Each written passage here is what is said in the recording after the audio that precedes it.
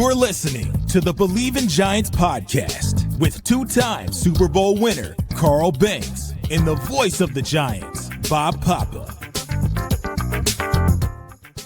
Welcome to another edition of Believe in Giants, presented by FanDuel. I'm Bob Papa. Carl Banks, he's traveling for business. We all know about the starter deal, and Carl is in full swing right now, especially with college basketball really ramping up.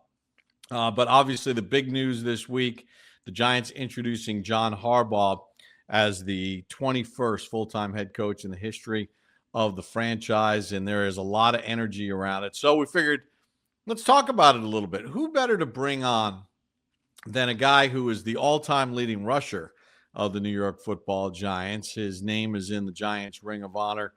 And in my opinion, if you just look at the numbers and you look at the stats, one day he will be in the Pro Football Hall of Fame. We welcome in number 21 in your hearts and minds, Tiki Barber. Tiki, welcome to the Believe in Giants podcast, my friend. How are you today? I'm good, brother. Not as good as you, though. Sitting in Hawaii, living life, getting a much-needed vacation after all of the work that you put in during the regular season. So I am jealous and happy for you, as it's about to get a foot of snow in New Jersey this week.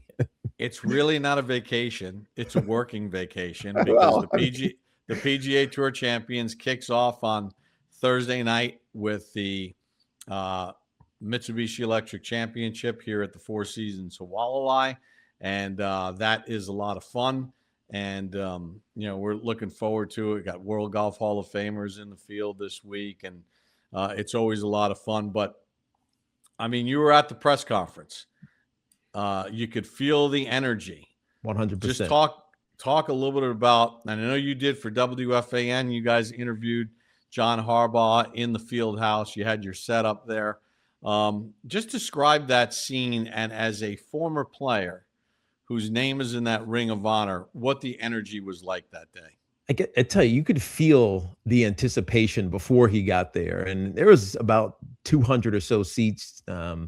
Most of them were filled. Media members were there. Some current players, some former players were there. Ran into Sean O'Hara, obviously, who is a colleague of both of ours now, doing pre and post stuff.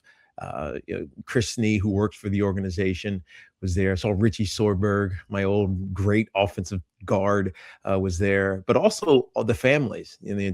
Most of the Mara family was there. The Tishes, Steve was there. John Tish was there. And also the newest member of the ownership staff, Julia Koch, and her two sons were there. And so we could feel the importance of the moment. And I got to tell you, John Harbaugh delivered. And it wasn't necessarily in the words he said. It was the presence that he had. And you know this, Bob, from being around some of the great coaches over the years with the New York Giants. There's a point to leadership. There is a presence to leadership, and he has it. And it's not, rah-rahing and talking about the ins and outs and the minutia, but he feels very comfortable being the coach of the New York Giants. And let's face it, he wanted this job. I got a chance to chat with his agent a little bit while we were there, and he wants the pressure. He wants to be the coach for the New York, as he said, and he's right, Football Giants. There's prestige in that name. The thing I love most about what the words that he said was that you got to love football, and he only wants to talk football. It's not about any of the other ancillary stuff that happens around being a coach or a player in New York. It's about loving the game. It's about loving going to squat, as he said. We had a conversation about his squatting at 63 years old. You got to love watching film. You got to love being a great teammate. And I think if that message resonates with his team, they'll be in a much better place. Obviously, the next biggest step is figuring out his staff, who's going to be the offensive coordinator, defensive coordinator. Are they going to hang on to Brasillo, the offensive line coach from Dave's era, and what that unit is going to look like? But I got to tell you, it feels right, and it's been a while since it's felt right with a new hire, mainly because the last four. Dave's and Joe Judge, Pat Shurmur. I bet Pat Shurmur had some experience before. But before that, it always felt like guys who were just trying to learn how to be head coaches. McAdoo. Yeah, Ben McAdoo. They were trying to learn how to be head coaches. John Harbaugh knows how to be a head coach. Yeah, and I said on this show numerous times, the Giants' job is not a starter position job. Right. It's a different dynamic. If you look back, Rex is really in the last quarter of a century or whatever, he's the only coordinator that's been elevated to the head coaching job in New York, whether it's the Giants or the Jets, that's had any level of success. That's right. Any kind of success. And it's a different cat. I mean, you do sports talk radio every day. You know what it's like with the Yankees and the Mets nonstop. The Giants and Jets are big talking points. And then we got 3 hockey teams and 2 NBA teams. Like, it's just different. It is. The pressure's there. Like the noise is always there. And even if you try to ignore it, you're still going to hear it. I think the other thing that I appreciate is that he knows how to talk to the media. And when you're talking to the media, you're talking to the fan. And it can turn really quickly on you when you're saying things that the fan even knows is not necessarily true. And then you got to try to talk your way out of it again. I don't think that's going to be an issue with him because of his 18 years of experience as a head coach, obviously tons of years as an assistant as well, including under Andy Reid, who I don't say he's a mentor, but he certainly gave him a direction and a start in this world. And so it feels like the Giants made the right move. And let's if you want to be fair to the Giants, over the last 4 coaching hires previous to this John Harbaugh one, who should they have hired that they didn't? You know what I mean? You go back to 2016 when they hired Ben McAdoo. There weren't a ton of those guys that had success. 2018 was the same way, except for Mike Vrabel, but he was a coordinator and a former player, and nobody knew that he would be as good of a coach as he was in Tennessee, and now ultimately with the New England Patriots. In 2020, when they hired Joe Judge, it was none of those guys made it. In 2022 with Daves, so he was coach of the year. The only one that did make it, McCarthy. Yeah, but that's the one. Hired. That's the one that you missed out on was Mike McCarthy, and maybe that would have been the choice. But I don't know. I don't know if I would have loved it. I don't know if he would have had great success. But that's the one that they've missed out. And so in this round of coaching hires, where there's ultimately now 10 openings, Joe Schoen and the New York Giants, including Chris Mara, obviously John and Steve, they were able to land the cream of the crop. The guy at the top, the guy who everybody else was waiting on. The Giants landed him. And again, part of that was because I think he wanted the New York Giants job, but you got to give credit where credit is due, where they feel like they've finally gotten it right. Connor, who's been around a long time and now writes for The Athletic, but he's won a lot of awards as a reporter. He's kind of like an old school reporter. He's not an information trader. Clearly, he was knee-deep on this from the very beginning. And as I said to our audience, that's the guy you need to follow for this story because he seems to be well-sourced on both sides of the aisle here, whether it's the team or the Harbaugh family. And, he had written about how even before Harbaugh got fired, but when it looked like the handwriting was on the wall as the Ravens were struggling down the stretch and limping toward potentially getting into the postseason, he could sense that something was awry. And he mentioned to Ian that the Giants were a job that he certainly could see himself pursuing if he was to be let go. So the thoughts were already in his head. Of course. Look, he comes from everybody knows the football family he comes from and their tradition and their history within the framework of this sport. And I don't think John Harbaugh was going to a smaller market, right? No, definitely history not. Is a big factor in some of this. 100%. Right? Look, he understands what it means if he has success here and how it enhances his legacy. And I don't think he's doing it because he wants to put himself in position to ultimately make the Hall of Fame or be an iconic coach. That may happen, but I think it's because he loves the tradition of football, like just the game itself. It's what he lives and breathes. And he talks to his dad about these things. I'm sure he has conversations with his brother about these things, or even his sister, who's married to a coach as well, Tom Crean. And so I think there's a lot of just the core of being an athletic coach, and it's innate in him. And I think if any of that permeates down through the team and they start to take on the identity of him, then the Giants are going to be in a good place. Because this, Bob, they have a good squad. There's good talent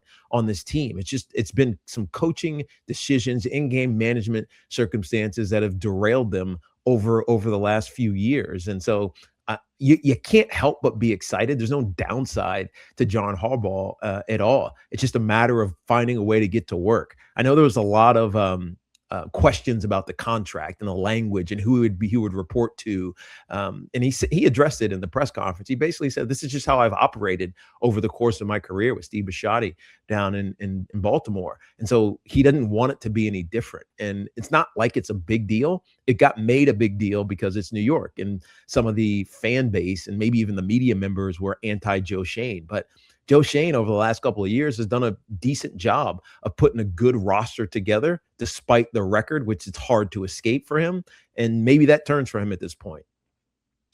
Yeah, we're going to find out if some of those players were poor picks or if they were players that just were not developed properly. Right. Because player development is very important. 100%. Unlike the Buffalo Bills, who just aired all kinds of dirty laundry earlier today. We're recording this on Wednesday, where, the whole Keon Coleman, I mean, they not only did they run over McDermott, they backed up on him, and then they made a U-turn and they made sure they ran over him again. I know. Like, hey, we'll never know who pushed for who with some of these picks that haven't panned out, whether it's Jalen Hyatt, who's yet to record a touchdown and has been a massive non-factor, the disappointment of Deonte Banks, and some of the other players that have underachieved in their time.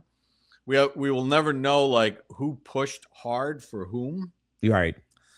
And it doesn't really matter at this point in time. Right. I think you said it, Bob. The development is what matters most.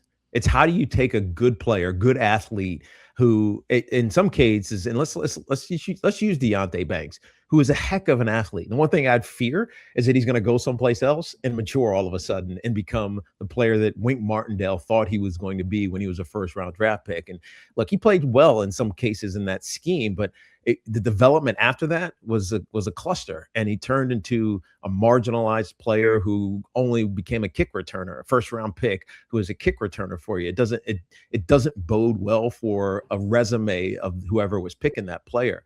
But I have a trust that John Harbaugh, with all the connections he has, is going to put the right staff together, not just for him, but for his players. And by the way, we saw this in Baltimore. Right, when he first got there, Joe Flacco was his quarterback, and their offense was markedly different than what it ultimately became with Lamar Jackson. And he moved on from Greg Roman, who might have been limited in developing Lamar Jackson, and brought in Todd Monken, who was great at developing Lamar Jackson, who ultimately has won 2 MVPs and should have won a third one last year.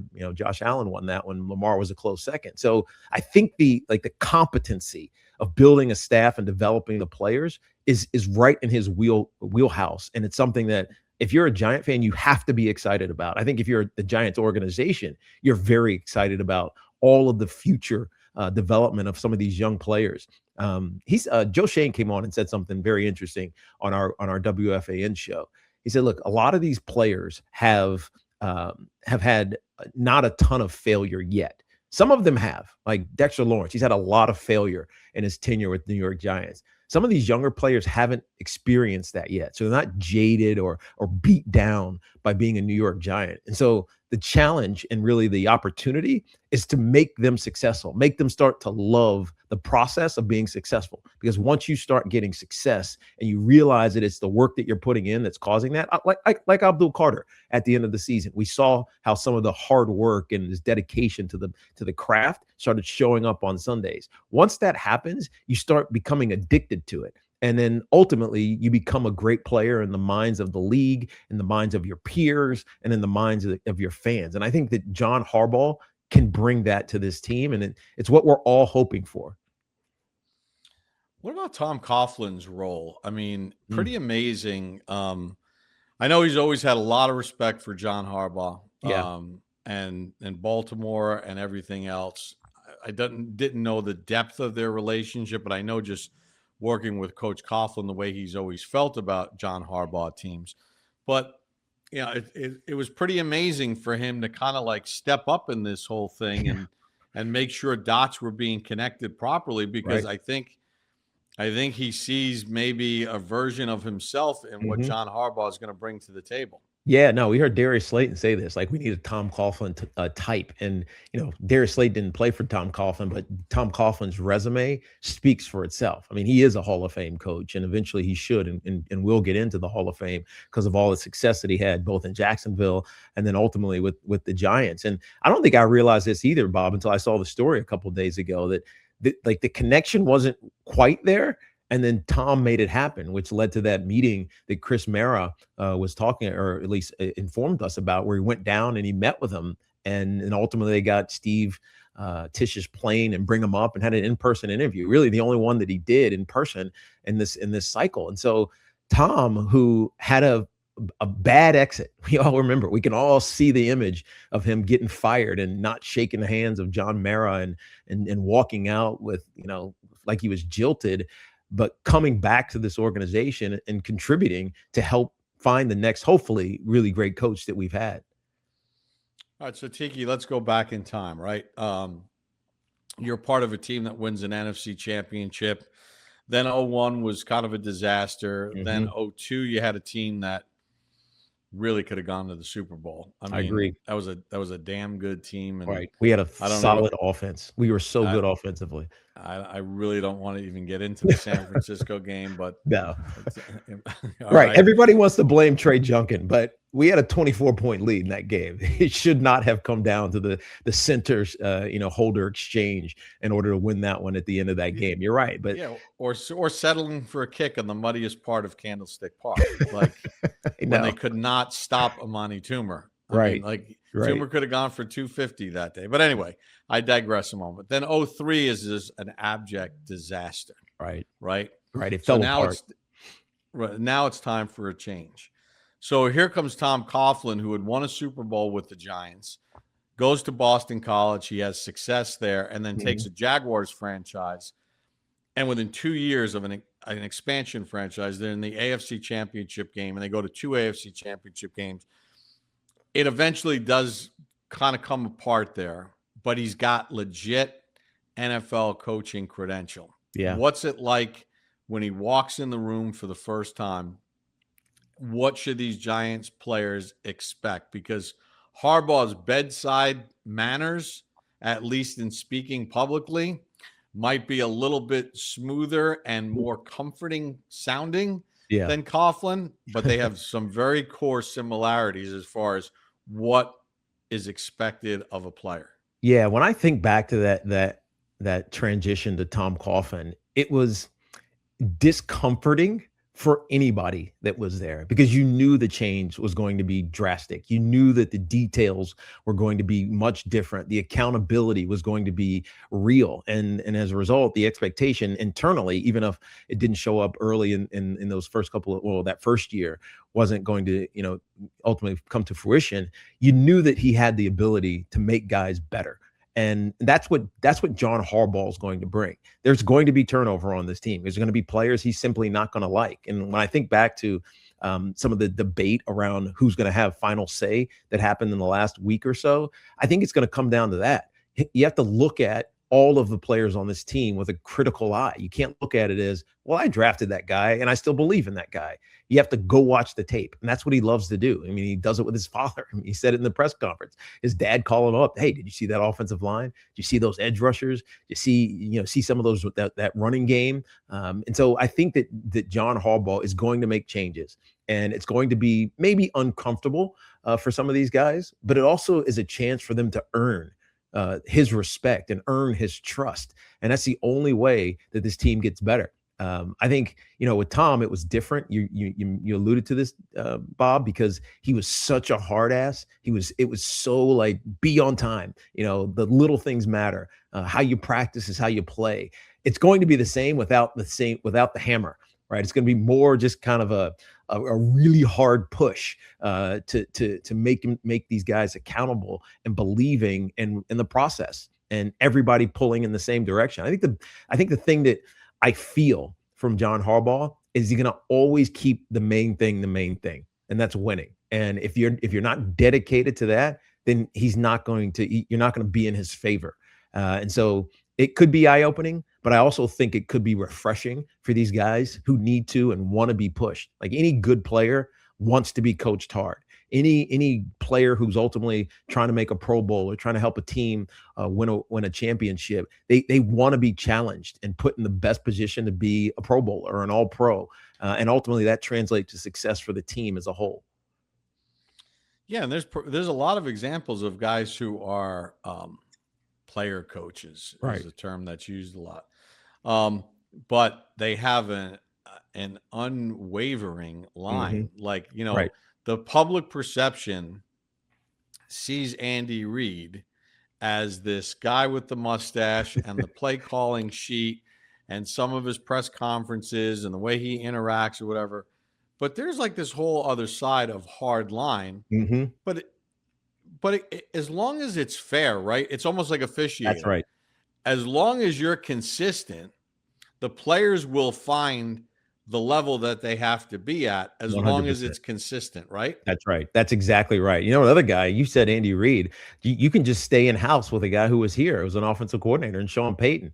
And Sean Payton comes off as this, smart, offensive minded guy, but he could be a serious jerk if you weren't paying attention. Or, I got in trouble early in his tenure because I'd be on my phone during these meetings, and he called me out on it. He's like, Tiki, am I boring you?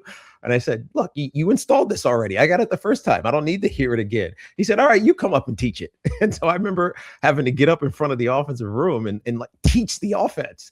And it was like, oh crap, how do I do this? But it challenged me to know it, right? It challenged me to be fully aware of what we were doing. And, back then in the early 2000s, like these dummy counts and all these adjustments that happened at the line of scrimmage, they weren't as in vogue as they are now. And he started to install those things and, these audibles that would happen, right before the snap of the ball. But the only way it works is if everybody is on the same page. And I remember at practice, we'd mess it up. It's like we'd have a dummy count, or, we'd go on the second count, not the first time you get through the count, the second time you get to the count, and guys would be jumping off sides, and he'd get up and start screaming and be like, there's 100 women in Radio City Music Hall that can lift their legs all at the same time. And you bleep, you can't stay on side on a dummy count. It was kind of emasculating, but it was awesome because he was right. It's, you have to be challenged in order to be great. And Sean Payton could do it. And it's no question that, or no doubt, or no surprise that he's having the success with the Denver Broncos, similar to what he had in New Orleans, because of how he coaches. And John Harbaugh is the same way. And you see it in all the success that he's had.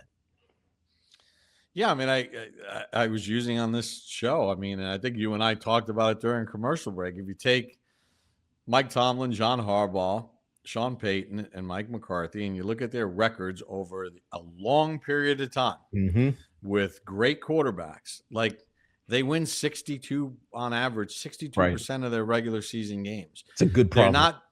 They're not disasters in the postseason. Harbaugh actually has a winning record in the postseason. And we know about all of them having won these Super Bowls early in their tenure and having not been able to get back to the next one, the quest for all of them. Right. It's hard to win Super Bowls. We keep hearing this stat that no coach has won a Super Bowl at one stop and then gone somewhere else and won another one. Well, the reason is because it's freaking hard. But we have seen a lot of examples of guys getting close, having solid teams, going someplace else, and then winning another one. Right? Bruce Arians is a prime example in Arizona. He couldn't win one. He retires, does TV for a year, comes back and wins one with Tampa. Obviously, it was quarterback and coach in that situation because of Tom Brady. But there's been tons. Tom Coughlin was a prime example. He got close in Jacksonville. He comes to New York, gets maybe learned from some of those failures in the ultimate conference stage, and then wins 2 Super Bowls with the New York Giants. So it's possible. It's just really hard to do. It's the goal, obviously, but it's not what the expectation is going to be in 2026. But getting close will put us on a much better path than we've been in a lot of years from a consistency standbase. And again, I said this on our show. If we're worried and complaining about constantly getting to the postseason and not quite making it, that's a problem that I want to have.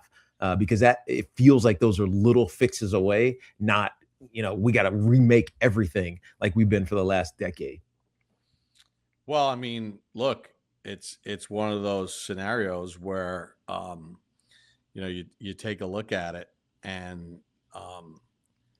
again, with what's happened over basically the last 12 to 13 years, it's one of those scenarios where the Giant fan needs to feel like there is stability and something building its way to sustainability. Right. And that's what John Harbaugh is going to bring to the table, right? Right. You get the playoff in 16 after some down years. Then you get the 22, the way it all worked out, and a road playoff win. And then it's back to 3 and 4 wins. That's not what Harbaugh is going to come in here to build. No. He's going to come in and build a program. Right. And that's kind of what, I feel like that's what Giant football from the Bill Parcells era on was really about. You'd have some bad years, but the bad year would be 7 wins, maybe you're 500. It wasn't 2 or 3 wins and looking like the worst team in the NFL. And you have fans now pining for tanking so that you can go get whatever the best player is in the draft, whether it's a quarterback or someone else. That's not where you want to live as a fan base. And I don't think it's where you want to live as an organization. I think the consistency, the competency is what I'm longing for this Giants team. And I feel like we're on that path right now.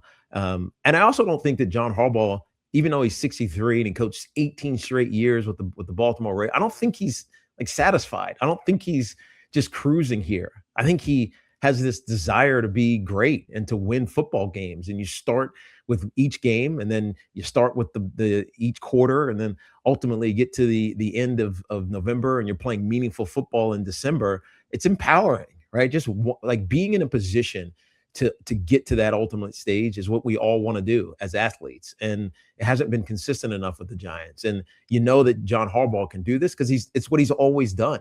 And why expect anything different than that? It's when you have a young first-time head coach, or not even young, because Dave wasn't young when he was a first-time head coach, but a first-time head coach, you don't have the track record. You don't have the belief that it can actually happen. You're hoping it can happen, but hope isn't a strategy, as we all know. It's one of those things have to fall in place. I think with John, things will fall in place because we've seen him do it year over year over year for almost 2 decades. It remains to be seen which direction, as of this recording, he goes as far as his coordinators. Obviously, the offensive coordinator is going to be a big decision. He worked a lot of national games doing TV. Todd Monken is a name that obviously has been floated around. They've got to go through and follow all the rules before they can hire anybody. But what Todd, is your take on him? Yeah, I want to get your take on him. So Todd's history is interesting because he was in the NFL for a while, bouncing around doing different things, coordinator positions, quarterback coach positions. And then he went to college at the University of Georgia and won back-to-back national championships and had some really great players on those teams. And then he came back to the league, and we saw what he did with Lamar Jackson. We asked John a question when we interviewed him on WFAN. And the question was, there have been rumors that you were kind of falling out with Lamar Jackson and that it was getting bristly between you two. And his response was, yeah, I love Lamar Jackson. But one of the things that people don't talk about is that with Lamar Jackson, we created one of the most unique and innovative offenses in NFL history, right? You had a quarterback who's rushing for 1,000 yards, and you constantly are over 1,500 yards with your running back, whoever that would be. Obviously, most recently, Derrick Henry. And so thinking about that, it made me realize Todd Monken probably is the choice. Like Todd Monken, who can take a quarterback like Lamar and turn him into an MVP, has as good a chance with Jaxson Dart, who is an athlete, who obviously has great accuracy and acumen, putting the ball downfield. You can create a new unique offense for him. And I give credit to Todd Monken and John Harbaugh for enabling that to happen. And so it's what we want. We know Lamar's not, he's not Joe Flacco. He's not dropping back 7-step drop, 5-step drop. Let me read this defense. Oh, this is what they're trying to do. He's a guy who can play off schedule and do some really innovative things with his body. But I think the scheme is going to matter. The prime example is what we saw in Denver over the weekend in their championship game or in their divisional game against the Buffalo Bills. A lot of those dropbacks, Bo Nix would drop back, take 4-5 steps, and then he's immediately rolling. He's not rolling out of the pocket because he feels pressure. He's rolling out of the pocket because they're scheming it that way so that you pressure one side of a defense and force coverages to kind of start to break down. And then you trust your quarterback and Bo Nix to make some throws that you probably shouldn't make, like across your body, right? Back across the coveraging second and third levels. And he did that. Jaxson Dart is capable of making those throws. We've seen him do that. We've seen him doing it to his right. We've seen him do it to his left. And so creating the schemes that lets Jaxson Dart be him is interesting. And I think Todd can develop those type of things. Monken can develop those type of things. And you're right. They got to go through the Rooney Rule. They got to interview a bunch of different candidates. But there's familiarity with Todd Monken. And he feels like the obvious choice to come in and be the OC. He's obviously interviewing for some other jobs. I think even the head coach at Cleveland. So it could take some time. But I think there are enough options out there for John Harbaugh and the relationships that he has to make it happen. But I think it's important to bring in the OC that's going to maximize Jaxson Dart, not put Jaxson Dart in a scheme that's supposed to be his, but create one for him. Yeah, that's the sign of great coaching. And John Harbaugh showed that. You win a Super Bowl with Flacco, Ozzie Newsome and the organization draft Lamar Jackson. When it came time for Lamar Jackson to play, they revamped everything they were doing. Right. Quickly. And then when Lamar Jackson struggled and there were some calls to, hey, maybe you should get Flacco back in there. Right. He stayed to his conviction. Right. He stayed the course. He stayed the path because they were building something. Great.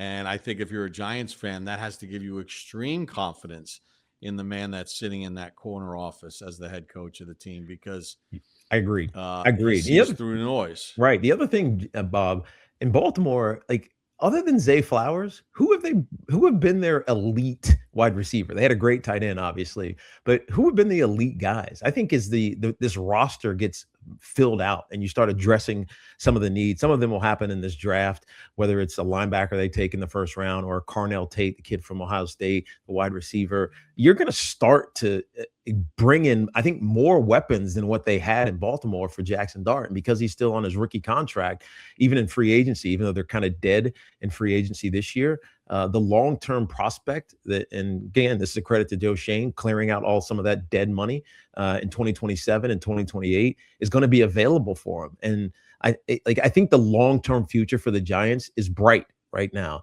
especially because you have your quarterback, you have an elite pass rusher in Brian Burns, you have an offensive line that is solidified in some ways. Now, there's some questions obviously with Illuminor and others up there up front, but I think if Andrew Thomas is healthy and Marcus Bowe looked good last year, John Michael Schmitz can continue to evolve into a viable center, then this team feels like, hey, we have some talent. I think it's why it was attractive for John. Obviously, it's the New York Football Giants, but I think the talent on this team also played in our favor. Yeah, maybe. I mean, remember, Illuminor broke in with Baltimore. Right. Maybe there's a more of a push to figure out a way to keep him. Like, Agreed. What do we do contractually? And we all know they got to upgrade the weapons, right? You and I have talked about a million times, but that's a story for another day. I mean, agreed. The big point is that there is now a clear path and direction for the football team. Yeah, I think the biggest thing is that it's just a head coach who we know can produce success, and that's the most important thing. You know he can do it. You're not questioning, you're not doubting, you're not speculating. You know he can do it. It's just now a matter of doing it with this team. Tiki, I know you were very generous with your time, and I know you got a lot of things to do, but I want to thank you for stepping in here with Carl on assignment, so to speak, but of course, sharing your thoughts on this pretty cool moment in Giants history. Yeah, no, I'm excited about John Harbaugh. I like him individually.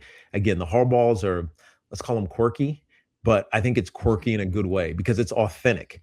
They're not being that way to, I don't know, catch attention. They're doing it because it's just who they are. And when you're that way and it's believable and you're team buys into it, anything can happen, especially if everybody's pushing in the same direction.